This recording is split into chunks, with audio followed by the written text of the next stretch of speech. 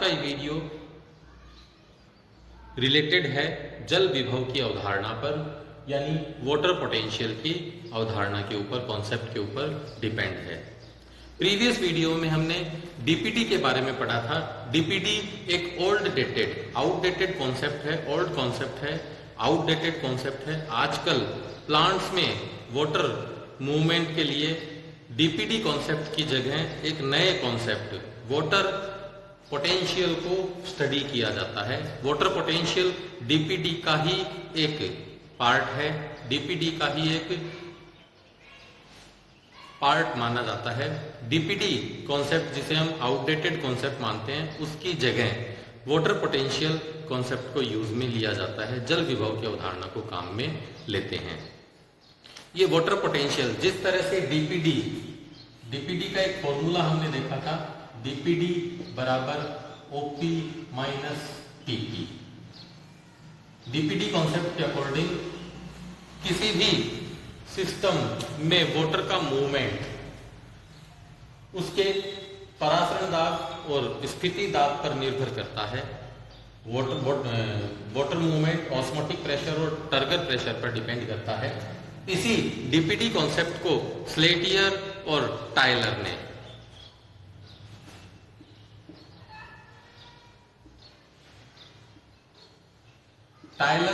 स्लेटियर ने 1960 में DPD concept को रिफॉर्मुलेट किया, दोबारा से स्थापित किया और एक नया कॉन्सेप्ट दिया, वाटर पोटेंशियल। विभव या पोटेंशियल का मतलब होता है क्षमता, यानी पानी की क्षमता, पानी का पोटेंशियल। ये वाटर पोटेंशियल क्या होता है? एक कल्पना करते हैं, दो बीकर है, एक बीकर में pure water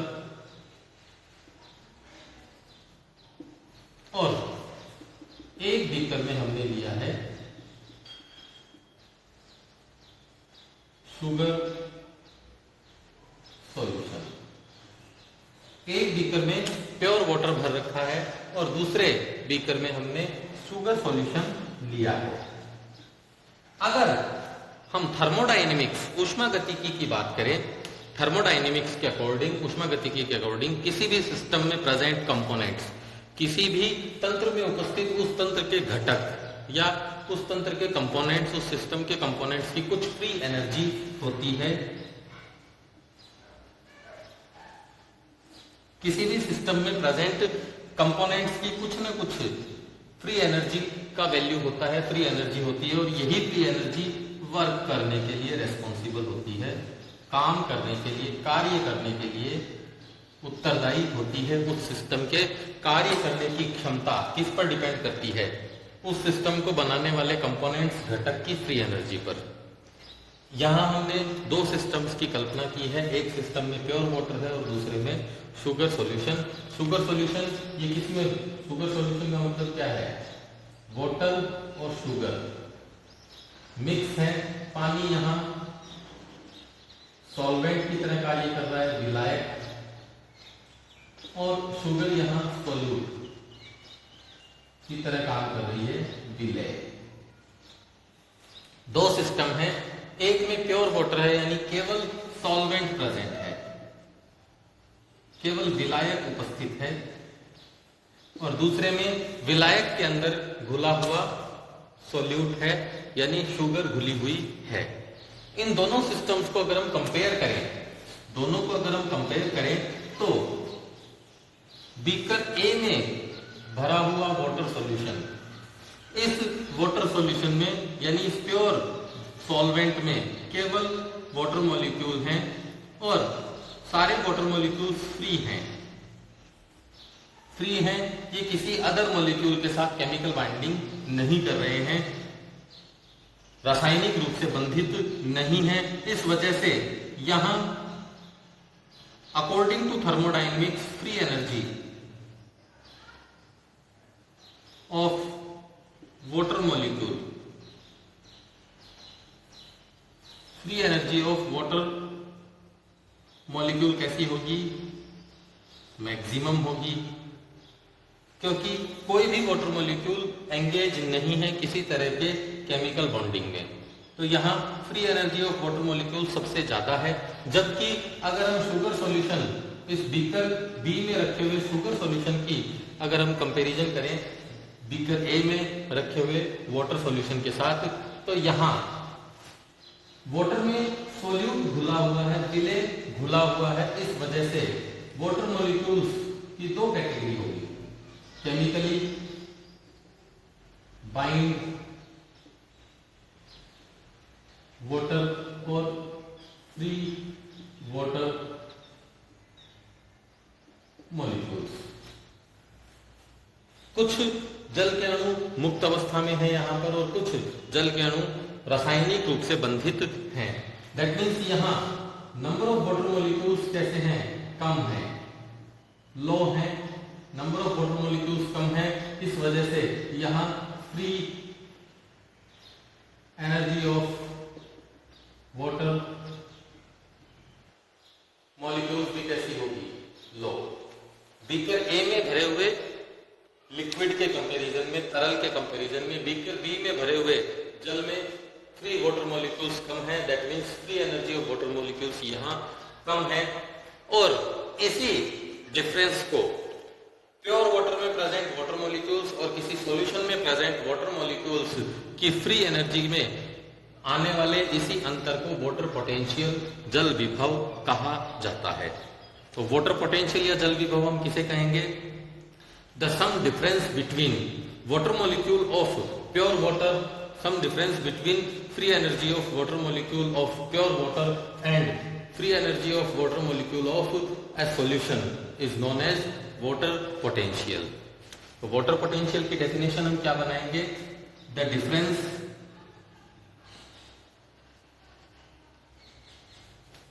of free energy of water molecules in pure water and water molecules of a solution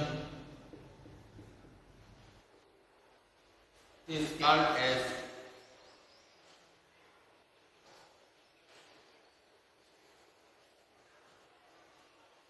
water potential।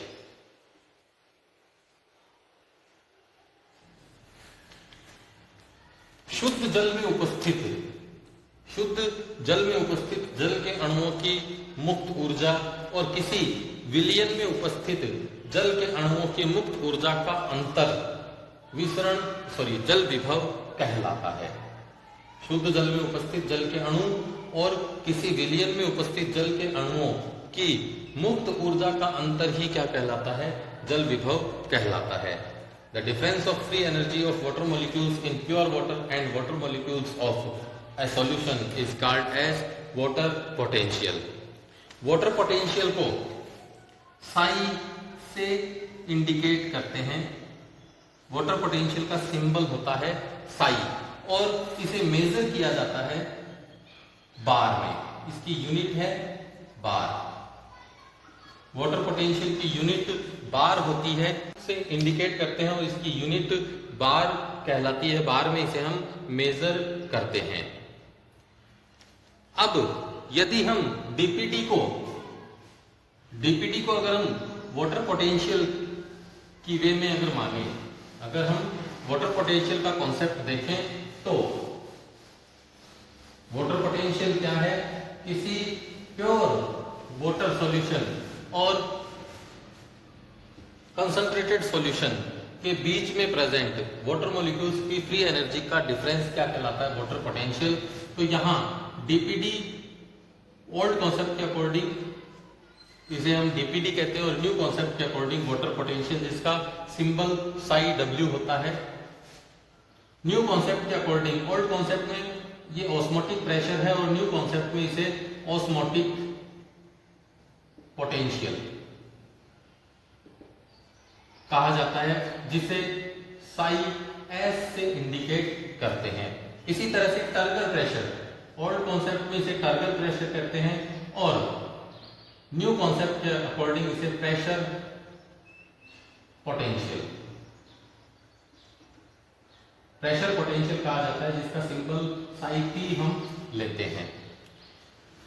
नए कॉन्सेप्ट के अकॉर्डिंग, वाटर पोटेंशियल कॉन्सेप्ट के according, psi W is equals to psi S plus psi P.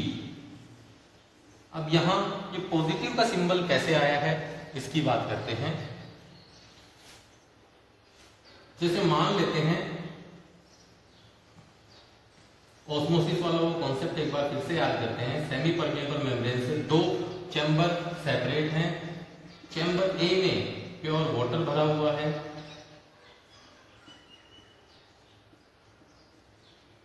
और chamber B में concentrated solution of sugar solution भरा हुआ है chamber B में, और यह है अपनी सेमी परमिएबल मेम्ब्रेन। तो अकॉर्डिंग टू ऑस्मोसिस, ऑस्मोसिस के अकॉर्डिंग वाटर का मूवमेंट डाइल्यूट सॉल्यूशन से कंसंट्रेटेड सॉल्यूशन की तरफ होता है, जिसे हम सेमी परमिएबल मेम्ब्रेन के थ्रू होता है, जिसे हम ऑस्मोसिस कहते हैं। अब यदि इस ऑस्मोसिस की प्रोसेस को रोकने के लिए कंसंट्रेटेड सॉल्यूशन पर अगर हम प्रेशर अप्लाई करते हैं, तो इसी अप्लाइड प्रेशर को ऑस्मोटिक प्रेशर ओपी कहा जाता है। क्योंकि प्रेशर अप्लाई हो रहा है और ये प्रेशर किस वजह से डेवलप हो रहा है, कंसंट्रेटेड सॉल्यूशन में ये प्रेशर किस वजह से डेवलप हो रहा है, due to adding of solute, solute की एडिंग से। जैसे एक बीकर है, इस बीकर में इनिशियली वाटर भरा हुआ है, पानी भरा हुआ है, तो यहां फ्री वाटर मॉलिक्यूल्स मैक्सिमम है, फ्री वाटर मॉलिक्यूल्स मैक्सिमम है। दैट मीन्स यहां वाटर मॉलिक्यूल्स की मूवमेंट को रोकने के लिए किसी तरह का प्रेशर हम अप्लाई नहीं करेंगे। दैट मीन्स यहां ओपी कैसा है, जीरो, कोई प्रेशर अप्लाई नहीं किया जा सकता। पर जैसे ही हम इसमें सोल्यूबलाइज करते हैं, शुगर ऐड करते हैं, शुगर मॉलिक्यूल्स के ऐड होने से कुछ वाटर मॉलिक्यूल्स शुगर के साथ केमिकल बाइंड करते हैं, बाइंडिंग, कुछ वाटर मॉलिक्यूल्स केमिकल बाइंडिंग कर लेते हैं। इस वजह से number of water molecules decrease हो जाते हैं। सोल्यूट के घुलने पर, सोल्यूट के सोल्यूबलाइज होने पर वाटर मॉलिक्यूल्स की फ्री एनर्जी में डिक्रीज होना, ये सॉल्यूशन में ऑस्मोटिक प्रेशर के बिल्डअप होने को बताता है, ओपी की प्रेजेंस को बताता है। जैसे ही हम किसी सॉल्यूशन में सोल्यूट किसी वाटर में, प्योर वाटर में विलय मिलाते हैं, विलय के मिलाने पर, सोल्यूट के मिलने पर सोल्यूट मॉलिक्यूल्स एक प्रेशर क्रिएट करते हैं, एक प्रेशर डेवलप करते हैं, जिसे ऑस्मोटिक प्रेशर हम कह रहे हैं। मॉडर्न कॉन्सेप्ट में इसे साई एस कहते हैं, क्योंकि ऑस्मोटिक पोटेंशियल कहते हैं, यानी सोल्यूट मॉलिक्यूल्स का पोटेंशियल, जो कि किसी सॉल्यूशन की वाटर डिमांड को इंक्रीज करवाता है, उसके ऑस्मोटिक प्रेशर को बिल्डअप करता है। क्योंकि यहाँ सोल्यूट का ये पोटेंशियल है, सोल्यूट की क्षमता है, इसीलिए साई एस, ओपी की वैल्यू हमेशा कैसी होती है, पॉजिटिव होती है, और साई एस सोल्यूट पोटेंशियल की वैल्यू इसी वजह से कैसी आएगी, नेगेटिव आती है। सोल्यूट पोटेंशियल की वैल्यू क्या रहेगी, नेगेटिव रहेगी। इसी तरह से जब सेल के अंदर एंडोस्मोटिक मूवमेंट ऑफ वाटर होता है, किसी कोशिका में अंतः परासरण की क्रिया होती है, एंडोस्मोटिक मूवमेंट ऑफ वाटर होता है, तो उस समय एंडोस्मोटिक मूवमेंट ऑफ वाटर के कारण सेल में प्रेजेंट साइटोप्लाज्म सेल वॉल के ऊपर प्रेशर क्रिएट करता है। इसी प्रेशर को हम टर्गर प्रेशर कहते हैं, क्योंकि ये साइटोप्लाज्म का के थ्रू सेल वॉल पर अप्लाई होने वाला प्रेशर है टर्गर प्रेशर। मॉडर्न कॉन्सेप्ट में, आधुनिक अवधारणा के अकॉर्डिंग, इसी टर्गर प्रेशर को प्रेशर पोटेंशियल कहा जाता है। साइटोप्लाज्म की कैपेसिटी सेल वॉल के ऊपर अप्लाई होगी और इसी प्रेशर पोटेंशियल की वैल्यू यहां कैसी आएगी, पॉजिटिव आती है। क्योंकि अप्लाइड फोर्स है, अप्लाइड फोर्स है, इसीलिए ये प्रेशर पोटेंशियल यहाँ किस वैल्यू में होगा, प्रेशर पोटेंशियल की वैल्यू हमेशा कैसी आएगी, पॉजिटिव आती है। तो इसके अकॉर्डिंग, डीपीटी के अकॉर्डिंग, मॉडर्न कॉन्सेप्ट में वाटर पोटेंशियल के अकॉर्डिंग वाटर मूवमेंट को हम कैसे कैलकुलेट करेंगे, psi W is equal to psi S plus psi P. Psi S यहाँ ऑस्मोटिक प्रेशर को इंडिकेट कर रहा है और साई पी यहाँ टर्गर प्रेशर को इंडिकेट करता है। जैसे जैसे किसी प्योर वाटर में सॉल्यूट को ऐड किया जाता है तो प्योर वाटर का पोटेंशियल डिक्रीज होने लगता है। इसी वजह से साई डब्ल्यू कैसा रहता है, नेगेटिव वैल्यू का रहता है, जबकि डीपीडी किस में आती है, पॉजिटिव में आती है। तो साई डब्ल्यू की वैल्यू हमेशा कैसी आएगी, नेगेटिव। क्यों? क्योंकि जब सॉल्वेंट में सॉल्यूट ऐड करते हैं तो सॉल्वेंट का सॉल्यूट पोटेंशियल यानी free energy of water molecule गिरने लगती है, डिक्रीज होने लगती है। इस वजह से साई डब्ल्यू की वैल्यू क्या आएगी, नेगेटिव आती है। तो इस तरह से एक फॉर्मूला हमारे पास आता है, psi W is equal to psi S plus psi P. अगर हम इसे प्लांट सेल के ऊपर अप्लाई करें, इस फॉर्मूले को प्लांट सेल पे अप्लाई करें और प्लांट सेल में वाटर मूवमेंट को की डायरेक्शन को अगर हम मेजर करना चाहें तो psi W is equal to psi S plus psi P. तीन अलग अलग कंडीशंस लेते हैं हम प्लांट सेल की, जैसे टर्जिड कंडीशन,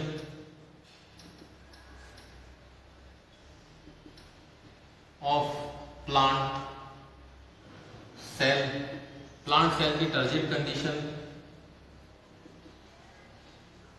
फ्लैसिड स्टेट और प्लाज्मोलाइज्ड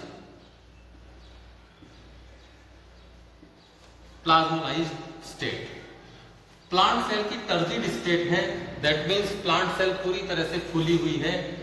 टर्जिड स्टेट में प्लांट सेल में psi S and psi P की कोई ना कोई वैल्यू जरूर होगी।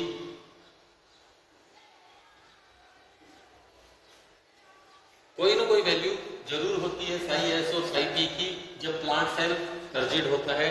तो उस कंडीशन में psi W is equal to psi S plus psi P.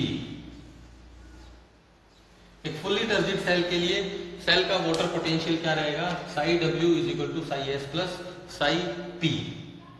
कोई ना कोई वैल्यू होगी और इस वजह से प्लांट सेल का कोई ना कोई वाटर पोटेंशियल निकलेगा।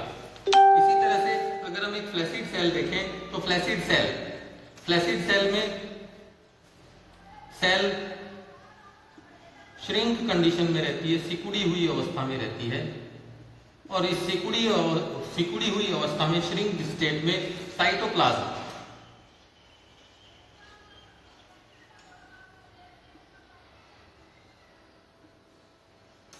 Can not apply pressure on sale wall. इस सिकुड़ी हुई स्टेज में, श्रिंक स्टेज में, साइटोप्लाज्म जब श्रिंक स्टेज में होगा उस समय साइटोप्लाज्म सेल वॉल पर किसी तरह का प्रेशर अप्लाई नहीं करता है। दैट मीन्स यहां साई पी की वैल्यू क्या रहेगी, जीरो। साई पी जीरो रहता है, इसीलिए एक फ्लैसिड स्टेट में फ्लैट सेल का वाटर पोटेंशियल सॉल्यूट पोटेंशियल के ऊपर डिपेंड करता है। सॉल्यूट पोटेंशियल पर डिपेंड करेगा सेल का वाटर पोटेंशियल। और एक प्लाज्मोलाइज्ड सेल में, प्लाज्मोलाइज्ड सेल यानी फुल्ली प्लाज्मोलाइज्ड सेल है, दैट मीन्स उसका टारगेट प्रेशर कैसा है, नेगेटिव वैल्यू में है। इस वजह से एक प्लाज्मोलाइज्ड सेल में psi S plus minus psi P यानी एक फुल्ली प्लाज्मोलाइज्ड सेल का वाटर पोटेंशियल सबसे ज्यादा होता है। फुल्ली प्लाज्मोलाइज्ड सेल का वाटर पोटेंशियल सबसे ज्यादा रहेगा। चलिए इसी कॉन्सेप्ट को डायग्रामेटिक व्यू में एक छोटा सा एग्जांपल लेके समझते हैं। एक प्लांट सेल हम लेते हैं, मान लेते हैं ये हमारी एक प्लांट सेल है।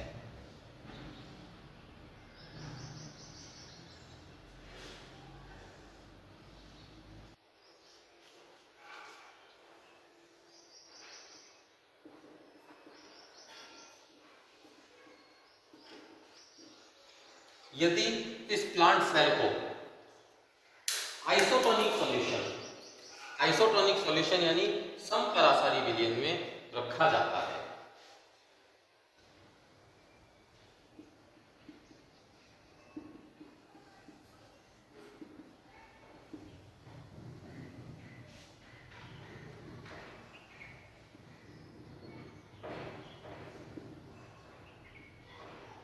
समपरासारी विलयन में रखा जाता है। समपरासारी विलयन यानी ऐसा विलयन,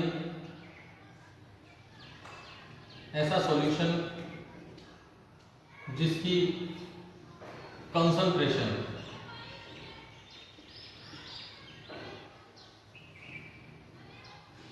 इक्वल होती है किसके, सैप की कंसंट्रेशन के। ऐसा सॉल्यूशन जिसकी कंसंट्रेशन सैप यानी वैक्यूल में भरे हुए फ्लूइड के कंसंट्रेशन के इक्वल होती है, ऐसे सॉल्यूशंस को आइसोटोनिक सॉल्यूशन कहा जाता है। ऐसा विलयन जिसकी सांद्रता कोशिका रस की सांद्रता के समान होती है समपरासारी विलयन कहलाता है, आइसोटोनिक सॉल्यूशन कहलाता है। जब इस सेल को किसी आइसोटोनिक सॉल्यूशन में रखेंगे तो नो मूवमेंट ऑफ वाटर,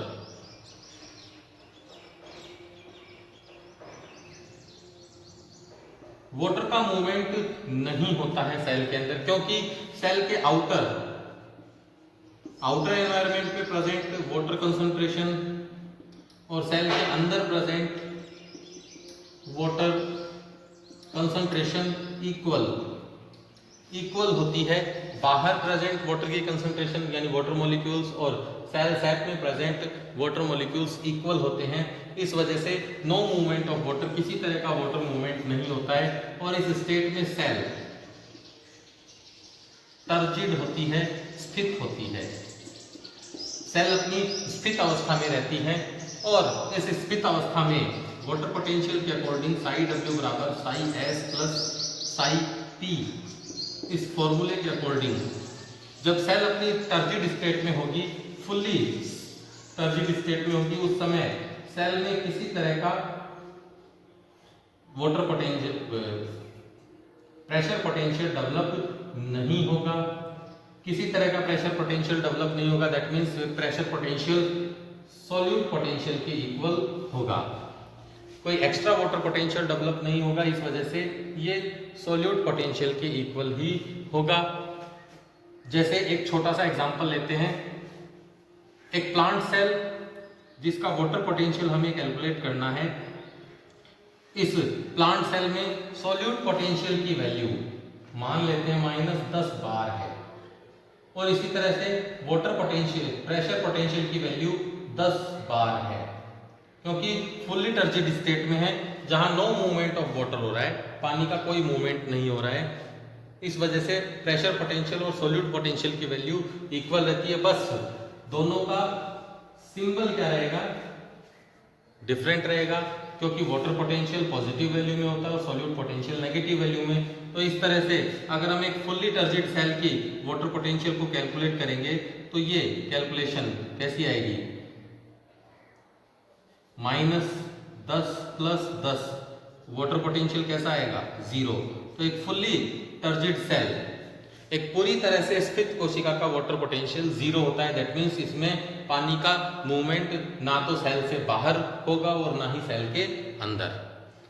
तो एक फुल्ली टर्जिड सेल का वाटर पोटेंशियल 0 आता है। ये किस वजह से आएगा, क्योंकि सॉल्यूट पोटेंशियल और प्रेशर पोटेंशियल की वैल्यू एक बराबर होती है, इक्वल होती है फुल्ली टर्जिड सेल में।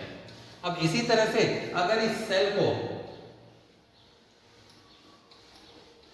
हाइपरटोनिक सॉल्यूशन में रखा जाए, सेल को कहां रखा जाए, hypertonic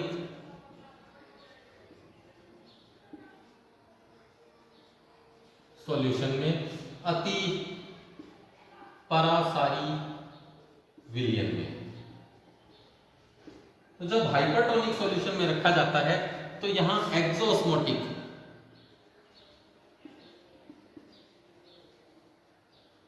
movement of water molecules का एक्सोस्मोटिक मूवमेंट होता है। क्यों, क्योंकि एक्सटर्नल एनवायरनमेंट कैसा है,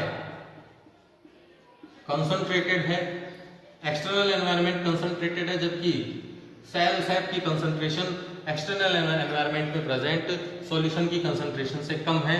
इस वजह से एक्सोस्मोटिक मूवमेंट ऑफ वाटर होता है, सेल से बाहर वाटर मॉलिक्यूल्स मूव कर जाते हैं। एक्सोस्मोटिक मूवमेंट ऑफ वाटर होने से सेल में ओवरऑल वाटर पोटेंशियल की वैल्यू डिक्रीज होने लगती है और ये लगभग 0 हो जाता है। लगातार एक्सोस्मोटिक मूवमेंट होगा तो पानी जब बाहर निकलेगा तो साइटोप्लाज्म का volume of cytoplasm volume decrease होगा। साइटोप्लाज्म के वॉल्यूम डिक्रीज होने से साइटोप्लाज्म किसी तरह का प्रेशर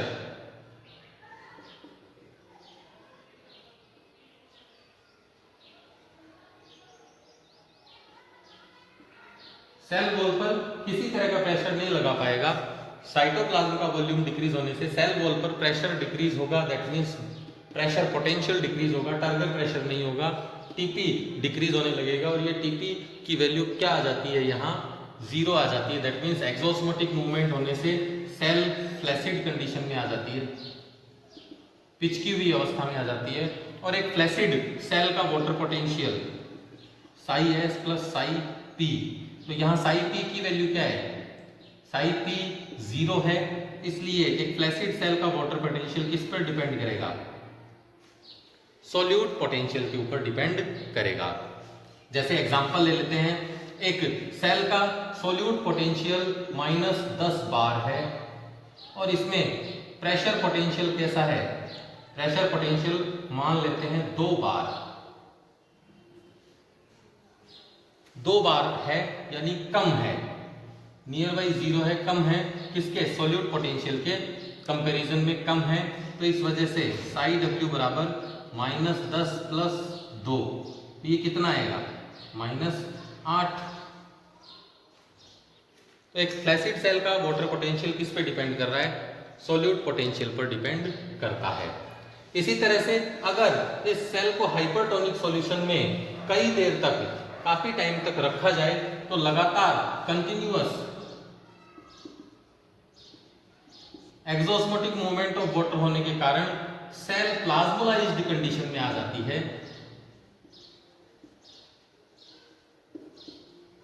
सेल जब प्लाज्मोलाइज्ड स्टेट में आएगी तो उस टाइम सेल का वाटर पोटेंशियल किस में चला जाएगा,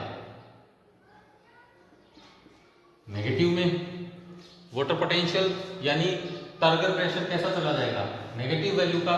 और नेगेटिव वैल्यू का जानने के कारण एक फुल्ली प्लाज्मोलाइज्ड सेल का वाटर पोटेंशियल क्या आएगा, psi S plus minus psi P, यानी psi W is equal to psi S minus psi P. तो एक फुल्ली प्लाज्मोलाइज्ड सेल का वाटर पोटेंशियल सबसे ज्यादा होगा। कैसे, जैसे मान लेते हैं एक फुल्ली प्लाज्मोलाइज्ड सेल का सॉल्यूट पोटेंशियल -10 बार है और उसका प्रेशर पोटेंशियल मान लेते हैं -2 बार है। तो इस कंडीशन में psi W is equal to -10 plus -2, psi W is equal to -10 - 2 is equal to -12 bar. तो इस तरह से अगर हम वाटर पोटेंशियल के कॉन्सेप्ट के अकॉर्डिंग सेल में वाटर की मूवमेंट देखें तो यहाँ एक फुल्ली प्लाज्मोलाइज्ड सेल का वाटर पोटेंशियल मोर नेगेटिव है, यानी यहाँ वाटर डिमांड सबसे ज्यादा है। इस वजह से वाटर पोटेंशियल कॉन्सेप्ट के अकॉर्डिंग वाटर का मूवमेंट किधर होगा, मोर नेगेटिव एरिया से लेस नेगेटिव एरिया की तरफ होता है। That means high water potential से लो वाटर पोटेंशियल की तरफ होता है। हाई वाटर पोटेंशियल से लो वाटर पोटेंशियल की तरफ वाटर का मूवमेंट कंडक्ट होगा। एक छोटे से क्वेश्चन से वाटर पोटेंशियल के इस कॉन्सेप्ट को फिर से समझते हैं। जैसे मान लेते हैं दो सेल हैं,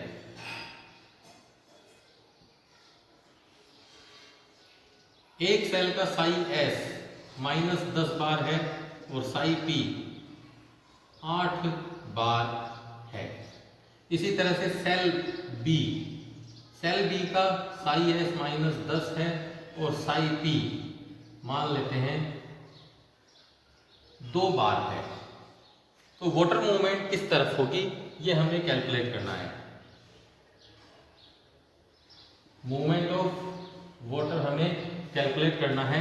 तो इस कंडीशन में हम दोनों सेल्स के वाटर पोटेंशियल को पहले कैलकुलेट करेंगे। Water potential of cell A, cell A का वाटर पोटेंशियल क्या होगा, psi W is equal to psi S plus psi P। Psi W is equal to -10 plus 8, ये कितना आएगा, psi W is equal to 2 -2 bar. इसी तरह से psi W of cell B, cell B का क्या आएगा, psi W is equal to -10 plus 2, ये क्या रहेगा -8 बार। तो यहां साई W क्या है, -8 बार और साई W ऑफ A क्या है, -2 बार। अब वाटर पोटेंशियल के कॉन्सेप्ट के अकॉर्डिंग वाटर मूवमेंट किधर होगी, more negative area to less negative area. That means यहाँ वाटर पोटेंशियल की वैल्यू ज़्यादा है और यहाँ क्या है, कम है। तो इस वजह से water movement more negative area से लेस नेगेटिव एरिया की ओर होगी। तो वाटर किधर मूव करेगा, cell B to cell A, cell B से सेल A की तरफ मूव करता है। तो वाटर पोटेंशियल में हमें ओवरऑल वाटर पोटेंशियल की वैल्यू देखनी है। ज्यादा नेगेटिव किसकी है, सेल B की है, इस वजह से वाटर किधर मूव करेगा, B से A की तरफ मूव करेगा। नेक्स्ट पॉइंट हम लेते हैं प्लाज्मोलाइसिस, जीव द्रव्य कुंचन।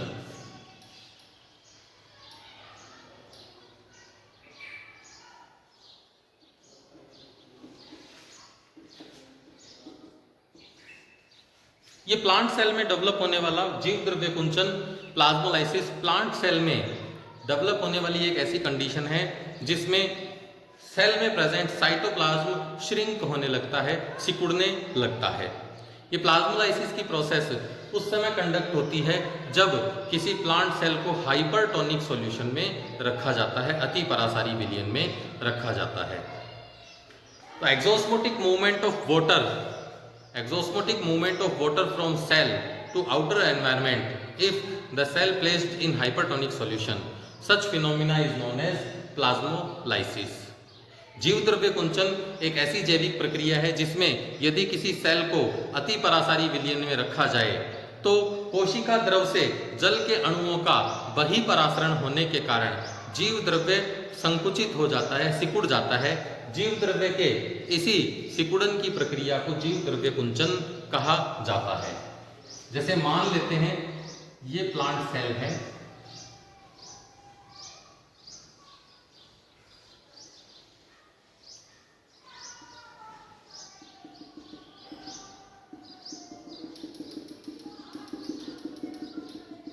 यदि इस प्लांट सेल को हाइपरटोनिक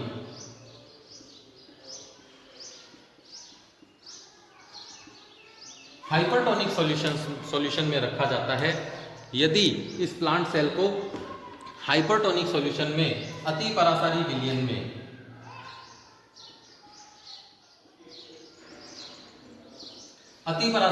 में रखा जाता है तो सेल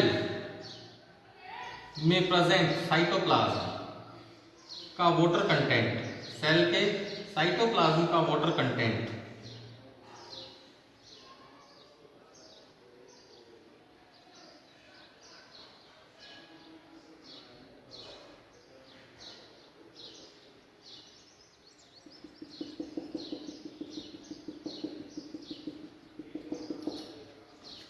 वाटर एक्सोस्मोटिक मूवमेंट,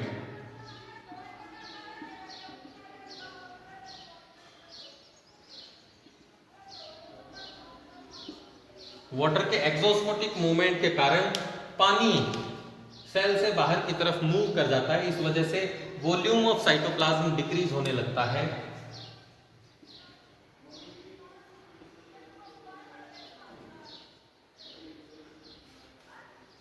जीव द्रव्य का, कोशिका द्रव्य का या जीव द्रव्य का आयतन गिरने लगता है। इस कारण जीव द्रव्य सेल वॉल को लीव करने लगता है, छोड़ने लगता है।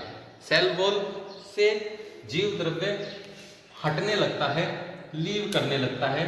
यहां कोशिका द्रव्य के कोशिका झिल्ली को छोड़ने की प्रोसेस को मैंने यहां रेड शेड से शो किया है, लाल रंग के शेड से शो किया है।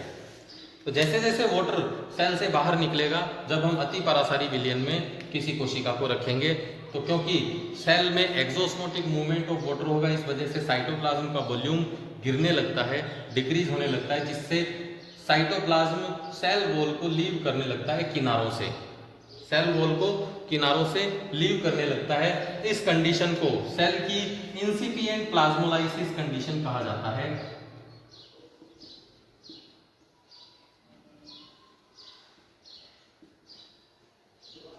इंसिपिएंट प्लाज्मोलाइसिस कहा जाता है। कोशिका की यह अवस्था प्रारंभिक जीव द्रव्य कुंचन की अवस्था कहलाती है। अगर प्लांट सेल को हाइपरटोनिक सॉल्यूशन में लंबे समय तक रखा जाए, अगर हम और ज्यादा समय तक इस सेल को हाइपरटोनिक सॉल्यूशन में रखते हैं, तो सेल धीरे धीरे अपने वाटर कंटेंट को साइटोप्लाज्म से एक्सोस्मोटिक मूवमेंट के कारण सेल में वाटर कंटेंट धीरे धीरे डिक्रीज होने लग जाता है, और इस वजह से साइटोप्लाज्म सेल के किसी एक कोने पर आकर, सेल के किसी एक कोने पर आकर श्रिंक हो जाता है, पूरी तरह से सेल वॉल को लीव कर देता है साइटोप्लाज्म, और एक कोने पर आकर श्रिंक हो जाता है।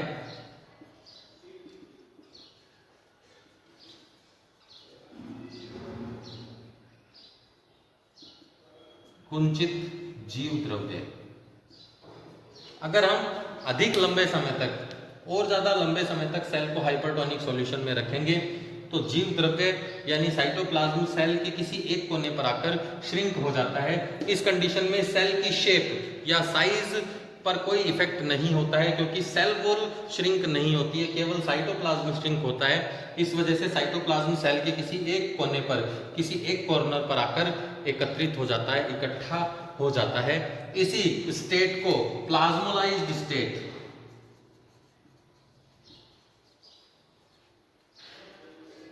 सेल की जीव द्रव्य कुंचित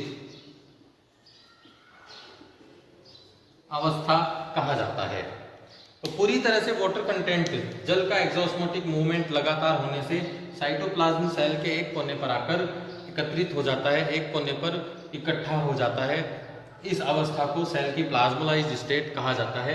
अगर सेल को वापस पुनः हाइपरटोनिक सॉल्यूशन से हाइपोटोनिक यानी अल्प परासारी विलयन में रख दिया जाए,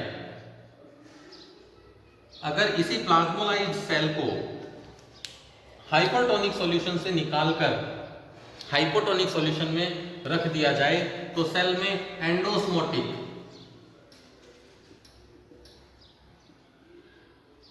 मूवमेंट ऑफ वाटर होता है, यानी सेल में अब आउटर एनवायरनमेंट से वाटर साइटोप्लाज्म में सेल की तरफ, सेल के अंदर एंटर होने लगता है। एंडोस्मोटिक मूवमेंट ऑफ वाटर होने से साइटोप्लाज्म फिर से अपनी वॉल्यूम को रीगेन करता है और पूरी तरह से सेल के अंदर फैल जाता है। इसी कंडीशन को डीप्लाज्मोलाइज्ड स्टेट,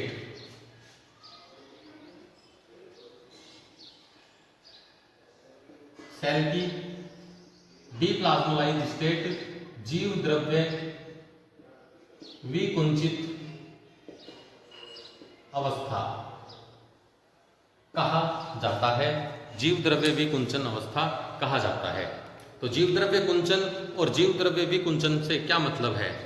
जब किसी प्लांट सेल को हाइपरटोनिक सॉल्यूशन में, हाइपरटोनिक सॉल्यूशन का मतलब ऐसा सॉल्यूशन जिसकी कंसंट्रेशन सेल सैक की कंसंट्रेशन से ज़्यादा होती है, तो जब हाइपरटोनिक सॉल्यूशन में किसी सेल को रखा जाता है तो सेल के साइटोप्लाज्म से वाटर का एक्सोस्मोटिक मूवमेंट होता है, जिससे साइटोप्लाज्म का वॉल्यूम डिक्रीज होने लगता है, गिरने लगता है। इस वजह से शुरुआत में प्लाज्मोलाइसिस की इनिशियल स्टेट में साइटोप्लाज्म सेल वॉल को लीव करता हुआ दिखाई देता है, जिससे किनारों पर से कॉर्नर्स वाले एरिया में साइटोप्लाज्म श्रिंक होता हुआ दिखाई देता है। सेल की इस स्टेट को इंसिपिएंट प्लाज्मोलाइसिस, प्रारंभिक जीव द्रव्य कुंचन कहा जाता है। पर जब सेल को इस हाइपरटोनिक सॉल्यूशन में लंबे टाइम तक, लॉन्ग पीरियड तक रखा जाता है, तो लंबे टाइम तक रखने पर कंटिन्यूअस एक्सोस्मोटिक मूवमेंट ऑफ वाटर होने के कारण, लगातार साइटोप्लाज्म से वाटर मॉलिक्यूल्स के सेल से बाहर निकलने के कारण साइटोप्लाज्म सेल के किसी एक कॉर्नर पर आकर श्रिंक हो जाता है, सिकुड़ जाता है। इस स्टेट को सेल की प्लाज्मोलाइज्ड स्टेट, जीव द्रव्य कुंचित अवस्था कहा जाता है। अब इसी प्लाज्मोलाइज्ड सेल, जीव द्रव्य कुंचित कोशिका को अगर हाइपोटोनिक सॉल्यूशन में रखा जाए, हाइपोटोनिक सॉल्यूशन अल्प परासारी विलयन यानी ऐसा सॉल्यूशन जिसकी कंसंट्रेशन सेल सैक या साइटोप्लाज्म की कंसंट्रेशन से कम होती है, दैट मीन्स डाइल्यूट सॉल्यूशन होता है, तनु विलयन होता है।